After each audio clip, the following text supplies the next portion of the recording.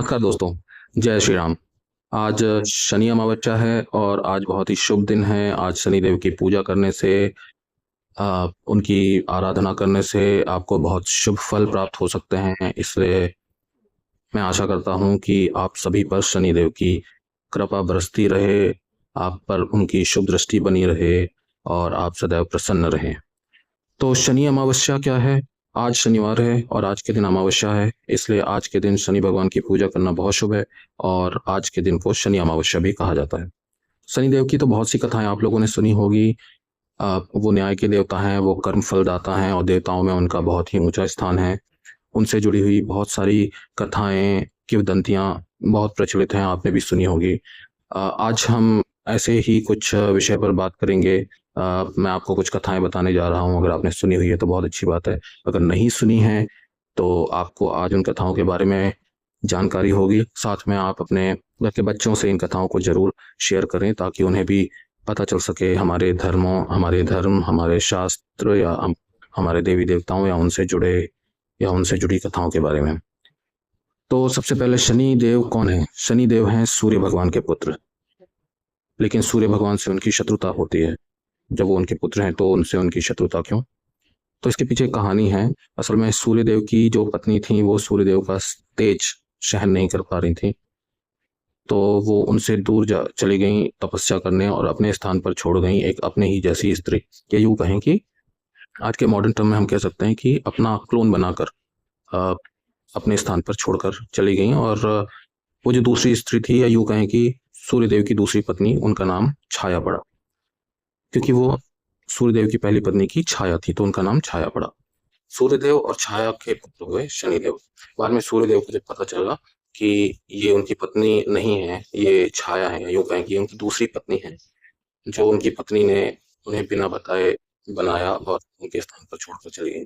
तो इस बात से सूर्यदेव बहुत क्रोधित हुए, उन्होंने छाया का अपमान किया और जिससे शनिदेव भी बहुत आहत हुए कि सूर्यदेव ने उनकी माता का अपमान किया। और वो बहुत आक्रोश में रहने लगे, बहुत क्रोध में रहने लगे, वो कुंठा में आ गए, वो एक तरीके से डिस्ट्रक्टिव हो गए थे। सूर्यदेव ने ये जब देखा तो उन्होंने ब्रह्मा जी से प्रार्थना की। तो ब्रह्मा जी ने कहा कि शनिदेव आपके पुत्र हैं, इसलिए उनका तेज भी बहुत है और उसे केवल महादेव ही नियंत्रित कर सकते हैं। तो जब महादेव से प्रार्थना की गई तो महादेव ने उनके तेज को नियंत्रित किया और उन्हें अपना शिष्य बनाया। इसलिए शनिदेव महादेव को अपना गुरु मानते हैं। अब कथा आती है कि वो न्याय के देवता कैसे बने। महादेव की कृपा से जब उनका क्रोध, उनका तेज नियंत्रित हो गया, तब उन्हें ये जिम्मेदारी दी गई कि वो लोगों के कर्मों का हिसाब रखेंगे और उन्हें उनके कर्मों के अनुसार उनका फल देंगे। वो न्याय के देवता बन गए। अच्छा, शनिदेव का रंग काला होता है। उनका रंग काला कैसे होगा? वो तो सूर्यदेव के पुत्र हैं। तो कथा कुछ इस तरह से आती है कि एक ऋषि हुए पिप्पलादि। जन्म के समय ही उनके माता पिता का निधन हो गया और उनका पालन पोषण एक पीपल के वृक्ष ने किया और इसीलिए उनका नाम पिप्पलादि पड़ा।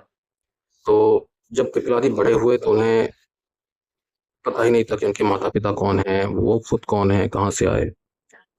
तब देवताओं ने उन्हें बताया कि वो कौन है।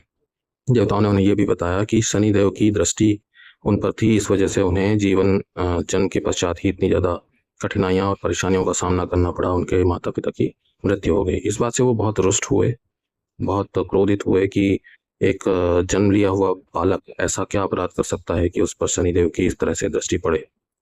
तो उन्होंने ब्रह्मदेव की कठोर तपस्या की और ये कुल मिला के एक बदला लेने के लिए तपस्या की गई थी, शनिदेव से बदला लेने के लिए। जब ब्रह्मदेव उनके पास आए तो उन्होंने उनसे वरदान मांगा कि मैं चाहता हूँ कि मुझे ऐसी शक्ति मिले कि मैं किसी पर भी दृष्टि डालूं तो वो भस्म हो जाए। ब्रह्मदेव ने उन्हें तथास्तु कहा। उसके बाद उन्होंने शनिदेव का आवाहन किया। जब शनिदेव आए तो शनिदेव के आते ही उन्होंने उनकी दृष्टि खोलने के साथ ही शनिदेव का शरीर जलने लगा, उन्हें कष्ट होने लगा और वो झुलसने लगे।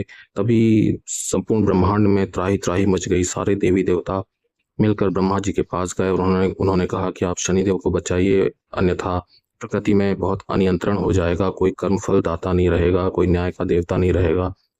तो ब्रह्मा जी पिप्पलादि ऋषि के पास आए, उन्होंने उन्हें रोका और शनिदेव को जाने के लिए कहा।